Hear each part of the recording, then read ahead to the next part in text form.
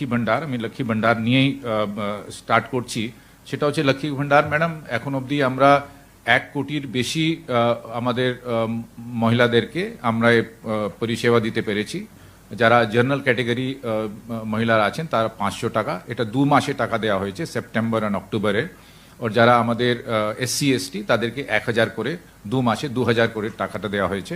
এর টাকার পরিমাণটা আছে আমাদের 1200 কোটি টাকা মতো হয়ে গেছে ম্যাডাম। এর মধ্যে আমি রিভিউ করেছিলাম, আমি তার মধ্যে 4টে জেলা বাকি আছে, 4টে জেলা বাকি আছে ম্যাম, এবং যেগুলো এখনো দুয়ারে সরকারে হয়নি, নাম লেখানো বাকি আছে, সেটা বাকি আছে। ম্যাম। তো যেটা ম্যাডাম বলেছেন, কালী পূজার পরে এখানে 2টো জেলা যেখানে আমাদের মাঝখানে আমাদেরকে থমকে দিতে হয়েছে আমাদের দুয়ারে সরকার ক্যাম্পেইন, সেখানে অনেক কিন্তু লক্ষ্মীরা আবেদন দিতে পারেনি, অন্যান্য পরিষেবাও তারা আবেদন দিতে পারেনি।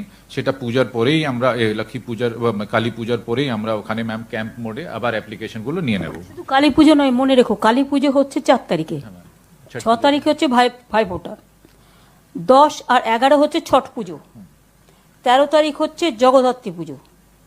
তোমাকে যা করতে হবে 15 তারিখ থেকে করতে হবে। ঠিক আছে ম্যাম। আর একটা হচ্ছে স্কুল কলেজ খোলার ব্যাপারেও 15 থেকে করে দাও। ঠিক আছে। তার আগে স্কুল কলেজগুলো পরিষ্কার করতে হবে, সেগুলো মাথায় রাখো। ঠিক আছে। তো লক্ষ্মী ভান্ডার ক্ষেত্রে ম্যাম আমরা রিভিউ করেছিলাম, সংমিত্র আছে ম্যাম। এর মধ্যে যেটা আছে 27 লাখ এরকম অ্যাপ্লিকেশন যেখানে যেখানে জেলাতে হয়ে গেছে, যেখানে আবেদন নেওয়া হয়েছে, তারপরে অনুমোদন করে আমরা 1 কোটির বেশি আবেদনকারীকে আমরা টাকা দিতে পেরেছি।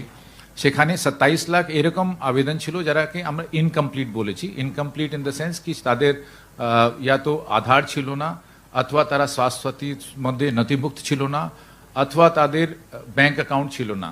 এই 3-4 ক্যাটেগরি, সেটাও আমরা ম্যাম ডিএমদেরকে বলেছি। এখানে আলিপুরদুয়ার ও জলপাইগুড়ি আছেন, স্বাস্থ্য সাথীদের নথিভুক্ত না থাকলে সে পাবে না, এটা কিন্তু ভুল ম্যাম। এদেরকে সবকিছু সবাইকে স্বাস্থ্য তাদের যদি তারা যদি আইডেন্টিটি কার্ড অনুযায়ী ঠিক হয়, তাদের রেশন কার্ড আছে সবকিছু আছে, তাহলে দে আর এন্টাইটেলড। Yes ma'am.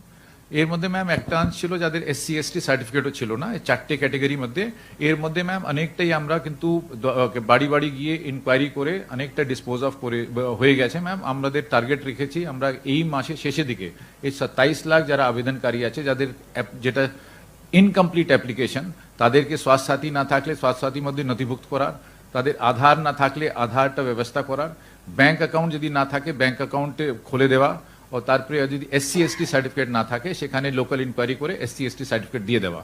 এর মধ্যে কমপ্লিট করে যে 27 লাখ অ্যাপ্লিকেশনগুলো যেটা ডিসপোজ অফ করা হবে ম্যাম।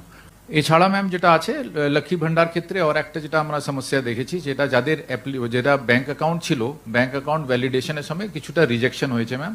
সেটাও আমরা আবেদনকারীর কাছে গিয়ে বাড়ি গিয়ে তাদের ব্যাংক অ্যাকাউন্ট ডিটেলসটা দিয়ে, হয়তো ব্যাংক অ্যাকাউন্ট যখন ডিজিটাইজ করা হয়েছে তখন ভুল একটা তুলে দেওয়া হয়েছে পোর্টালে, অথবা ওর ব্যাংক অ্যাকাউন্টটা অন্য একটা নাম্বারটা দিতে গেলে ভুল হয়েছে। হ্যাঁ ম্যাম।